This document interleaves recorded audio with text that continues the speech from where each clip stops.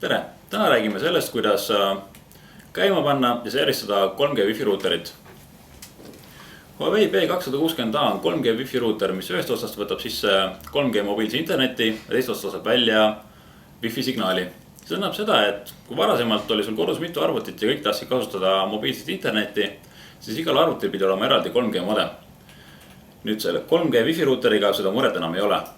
Ruuter võtab ühest otsast sisse 3G signaali ja laseb Wi-Fi-na välja, ehk et kõik arvutid kodus või siis kontoris saavad kasutada mobiilset interneti Wi-Fi vahendusel.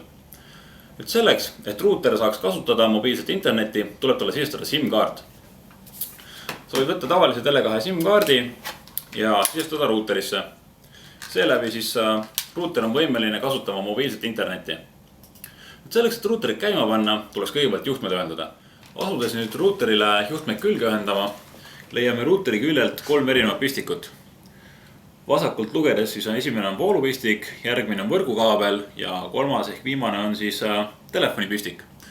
Nimelt võimaldab see 3G Wi-Fi ruuter külge ühendada ka lauatelefoni.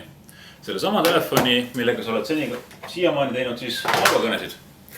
Nimelt kui sa ühendad lauatelefoni siia ruuteri külge, siis on võimalik selle ruuteriga teha samamoodi kõnesid nagu varem, lihtsalt need kõned lähevad üle mobiilivõrgu, saad välja helistada, kõnesid vastu võtta. Soovides nüüd telefoni ruuteriga ühendada, otsi välja, millises seinapistikus sul hetkel telefon on. Võta see telefoni juhe seinapistikust välja ning ühenda ruuteriga. Nüüd täpselt sama asi tuleks teha voolupistikuga, ehk et ruuterikarbis oli vooluadapter. Vooluadapter pane ruuterile külge ja omakorda vooluadapter seina. Seejärel 3G Wi-Fi ruuter läheb ise käima. Edasist seadistamist jätkame juba ka arvutis. Esmalt tuleb meil luua ühendus Wi-Fi ruuteriga. Selleks paneme arvuti otsima Wi-Fi võrkusid. Vooluvõrku ühendatud Wi-Fi ruuter on tekitanud uue leviala, mille nimi algab Tele2 internet ja seal lõpus on veel 4 numbrit. Vajuta Connect. Nüüd Wi-Fi võrguga liitumiseks on meil tarvis teada Wi-Fi ruuteri parooli. See on kirjutatud ruuteri tagaküljele. Sisesta see parool siia parooli väljale. Ja järjekordselt vajuta Connect. Nüüd luuakse ühendus arvuti ja selle Wi-Fi ruuteri vahel.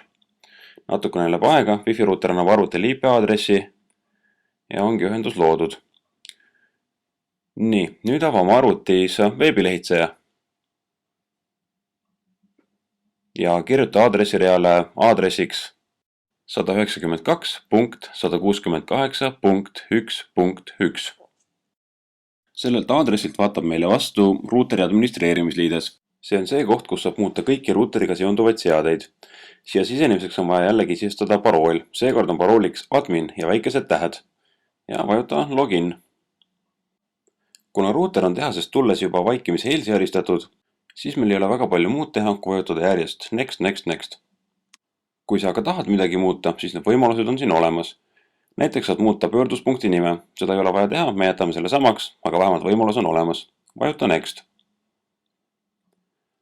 Samamoodi, siin jätame kõik samaks, vajuta next.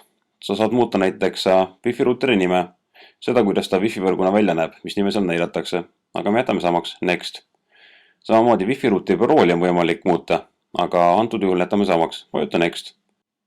Lõpetamiseks vajuta veel nupule finish ja see oligi kogu seadistamine. Ruuter nüüd mõtleb natukene, salvestab muudatused juhul, kui sa muutsid midagi ja sellega ta ongi töökorras. Vajuta veel continue ja nüüd natukese aja pärast ruuter küsib PIN-koodi. See on nüüd see PIN-kood, mis kuulub SIM-kaardile, mille sa panid ruuterisse. PIN-koodi leiad sa SIM-kaardi plastikust ümbriselt, sisesta see. Ja vajuta nupule apply. Ruuter salvestab mõne hetkega PIN-koodi ning vajuta veel korraks continue. Nüüd kui sa tähele panid, siis ekraani üleval paremal nurgas läksid ühed mummud roheliseks. See näitab seda, et ruuter leidis mobiililevi, SIM-iga on kõik okei ja 3G ühendus on olemas. Ruuter on selliselt seadistatud, et internetiühendus luuakse vajadusel, ehk et siis kui sa tahad mõnele veebilehele minna, seda indikeerib ka see kiri siin, on demand. Nüüd interneti kasutamiseks polegi midagi muud teha, kui ava oma veebilehitsejas uus sakk, kirjuta sinna oma lemmik veebilehe aadress ja vajuta enter, meie näitel näiteks tele2.ee ja sul ongi internet olemas läbi 3G Wi-Fi ruuteri ja nii ta toimibki. kui minna veel kord tagasi ruuteri administreerimislehele, näeme, et kõik mummud on üleval rohelised. Kui me vaatame veel ruuteri basic staatust, siis me näeme, et ühendus on loodud, IP-aadress on antud, kõik toimib.